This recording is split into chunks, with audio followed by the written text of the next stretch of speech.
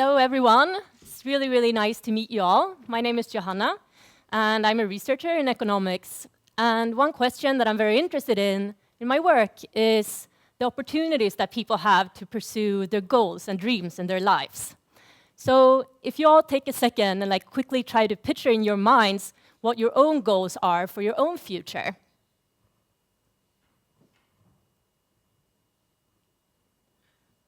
Okay, so some of you might picture that dream job, that great career, and then others you might think of family, loving relationship, maybe children. At least those are part of what I think of when I think of these things. And the research that I'm going to talk about today shows that even today in Sweden, women are substantially less likely to be able to achieve those goals than men are. And as a background, I'd like to tell you a story that happened when I was out presenting my work. Because when I am out talking about family and career, people tend to come up afterwards and they want to discuss their own experiences. And that's great because you find out lots of stuff about people. And in this particular case, a woman was talking about some friends of hers. This friend that was pursuing the position of mayor in Italy. And it was really this woman's dream to become a mayor, and she was campaigning really hard. And her husband was helping her to become a mayor. He was out on the campaign trail with her. But then, after a very close election, it ended up that she lost, unfortunately. And the husband was sad, but then he confided in this friend that actually he wasn't that sad. He was actually kind of relieved that she didn't get this position after all, so she would still be in her less demanding job. So what this story highlights is that there can be these conflicts between your career goals in life and your family situation. And in our research, me and my colleague, what we researched was in Sweden, what the impacts are on women's and men's relationships from getting to these top jobs in politics and also in business. So I'm going to tell you first how we analyzed politics. And we picked two jobs, top jobs in Swedish politics. In parliament, in Sweden, in every electoral district, parties offer electoral ballots. And so say a party wins 5 seats, you count those 5 seats from the top of the ballot. So for a 20-year period in 9 elections, we could find in Swedish data all the marginal candidates on those lists. In this case, the 5th person that barely got into parliament and the 6th person that wanted to be a parliamentarian, but in the end couldn't get in. So we selected from Swedish data all those close contestants for parliament. And another point of data where we could find good data on promotions and people who lost promotions is for mayor. In Sweden, we have 300 municipalities. And in each municipality, you have a right block of parties, right-wing block, competing against the left-wing block. And each one has a candidate for mayor. So suppose that you guys on this side are the left-wing parties and you guys are the right-wing parties. If you guys win 50% of the council seat, your candidate for mayor becomes mayor. And unfortunately, for this side, your candidate becomes opposition leader. So they're like the Italian woman that ended up not becoming mayor after all. So for these 9 election periods and every one of the 300 municipalities, we pick out in the data all these rivals, people who wanted to become mayor and whereof some people ended up getting the position. And in Sweden, thanks to personal identification numbers, we have very good data.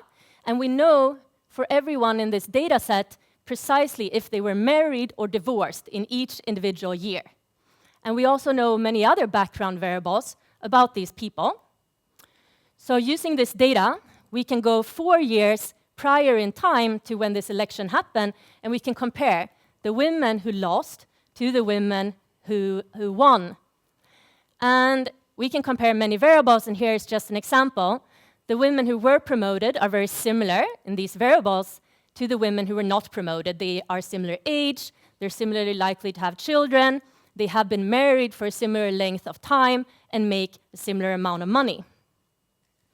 And the same thing happens in the data for men. The men who win and lose are also very similar to each other on these observable characteristics.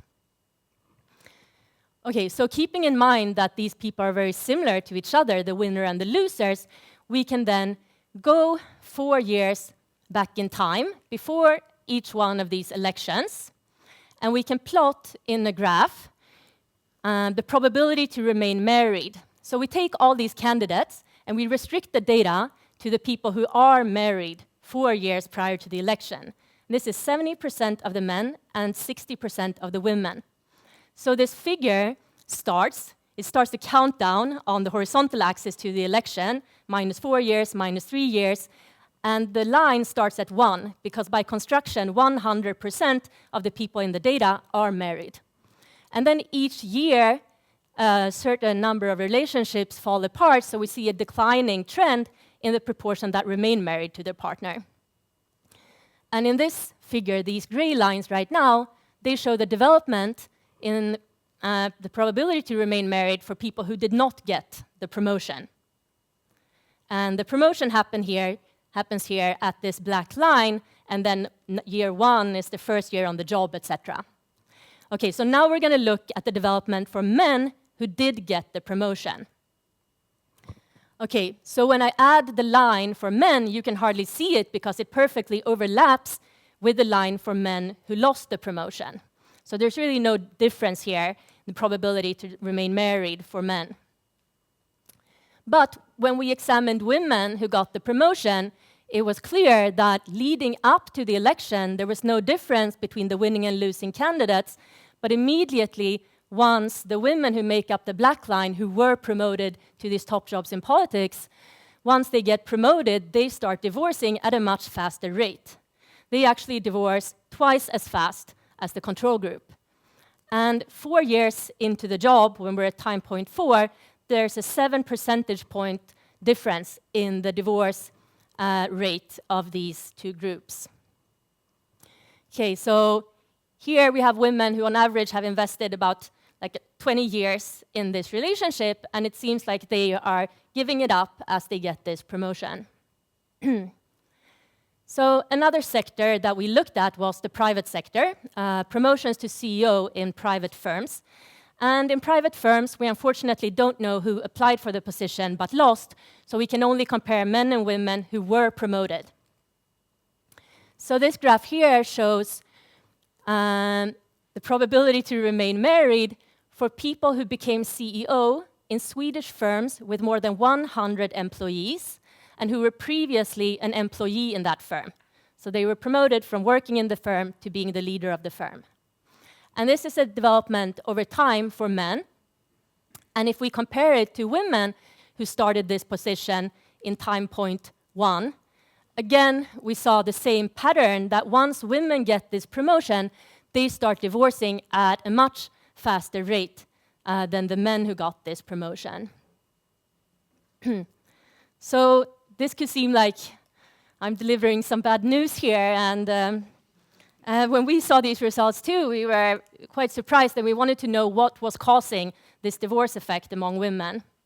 So the first thing that we looked into was that perhaps these women find new partners. When they are promoted, they might find more attractive new matches, and maybe that's why. And we could immediately reject that that was the case. Since we know who finds a new partner in each year, we could see that when we looked 6 years after these people became promoted, the women who were promoted and divorced were actually the least likely out of any group to have remarried or found a new cohabitant.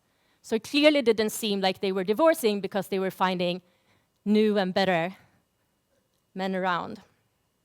So what could it be then that is causing this? We looked into different types of characteristics of these couples, and something that was very apparent in the data was that these women, despite reaching the top of the income distribution, many of them are still in very traditional marriages. So even in Sweden, if our labor market has become much more gender equal over time, women are working, women are reaching the top, if you look at who marries who, that pattern is still very traditional, and it hasn't changed very much in the last decades. So by a gender traditional couple formation, you have the woman being younger, doing more work in the household, the relationship really focusing around the career of the husband. And this is true even for women who reach the top of hierarchies. They are usually married to someone where the relationship focuses on his career.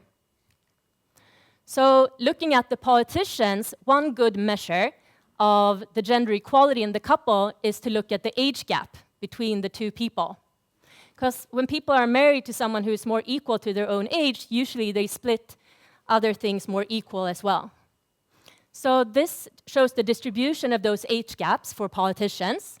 And for women, I've marked the pink bars are the women politicians in this data set who are married, like where the woman politician is younger, so traditional couples, and the blue bars are the men who are older than their spouse. So clearly, here, women are the younger person in the couple and men are the older person.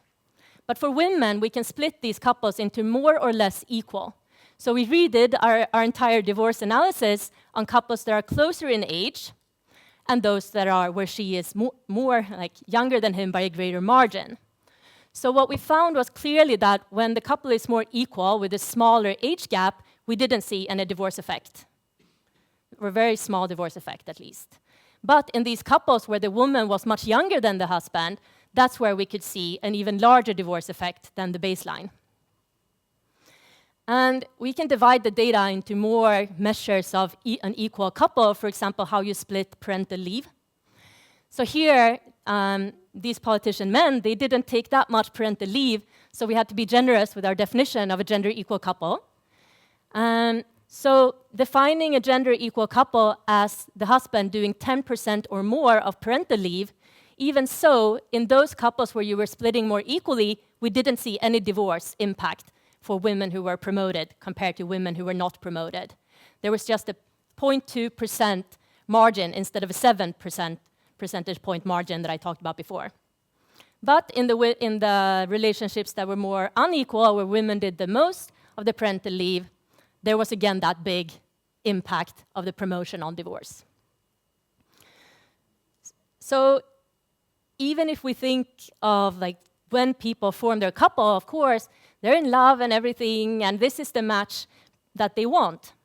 But people might be, or especially women, they might be unaware that the formation, the way they marry, especially if they marry someone who's more their superior than their equal, that this could have this ripple effect into their future likelihood of keeping that relationship if they also want to realize their career goals. So what can women and what can men do to get out of this problem and give people more equal chances to pursue both their goals of their career and the goals of the loving relationship? I think that as women, we can kind of set our dating apps and our mindsets more into finding our equal partner in life rather than looking for the superior man where the relationship is more revolving around his career than around both people's careers. And as a society allowing more women-headed households, more men-headed households, and more equal households to coexist, we can get to this society where both men and women have equal opportunities of reaching goals of both career and family. Thank you.